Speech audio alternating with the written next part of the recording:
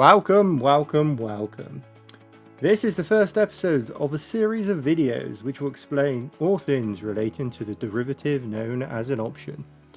In this first video, we are going to cover the definition and basic concept of an option. So let's get started. We begin by looking at a real-life business situation. Say there is an airline who is concerned about future fuel prices in 1 year's time. They would like to have more certainty on the price of fuel. To achieve this, they could go into a contract with a fuel supplier that gives them an opportunity to buy the fuel at an agreed fixed price in 1 year. However, they don't want to be forced to purchase the fuel at this price if fuel prices drop. This objective can be achieved by purchasing an option from the fuel provider. Let's go into more detail on the definition. Now, an option is a derivative that gives the owner an opportunity to buy or sell an asset at an agreed fixed price sometime in the future. When we say asset, we just mean something that has economic value, such as a barrel of oil or an ounce of gold. In addition, a derivative is just a financial contract where the value is derived off the value of an asset. The key is, in the option, at the future date, the owner does not have an obligation to buy or sell the asset. They will just have the opportunity to do so. Let's look at a few factors that are incorporated into an options contract.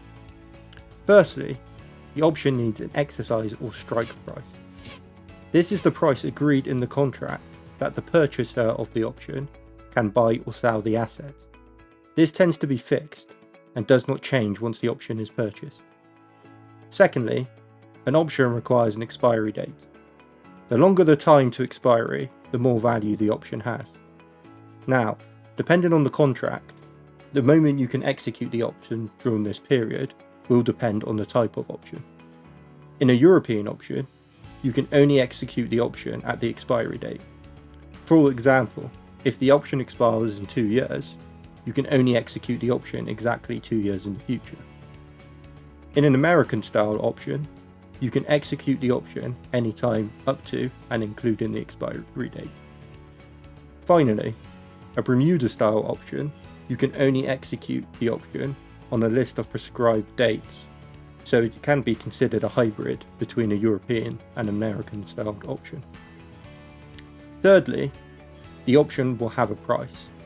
There needs to be an incentive for an individual to sell an option to a buyer, so there will be a cost associated with purchasing an option. Finally, an option can either be a call or put option. A call option gives the owner of the option to buy an asset in the future. Buy. Whereas a put option gives the owner an opportunity to sell the asset in the future. So let's run through an example. Currently, there is a European call option on a barrel of oil available with the following credentials. Strike price, $100. Time to expiry, 4 days on the 20th of March. And the cost is $2. Let's purchase this option. Now, a barrel of oil is currently trading at $98. However, as it's a European call option, I can only execute the option exactly 4 days in the future. So let's wait 4 days and see what the price of oil is. Now, we are at the expiry date. The barrel of oil now trades at $105. As the option strike price is $100, I will execute the option. This allows me to buy the barrel of oil at a price that is $5 cheaper than in the market, for $100.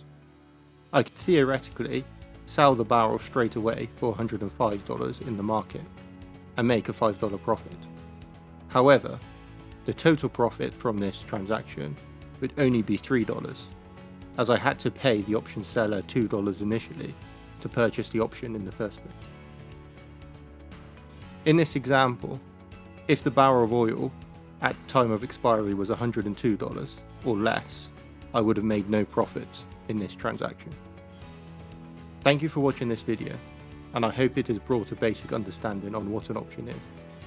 Please feel free to watch the other videos in this series once released if you are interested to learn more about options, but it's bye for now.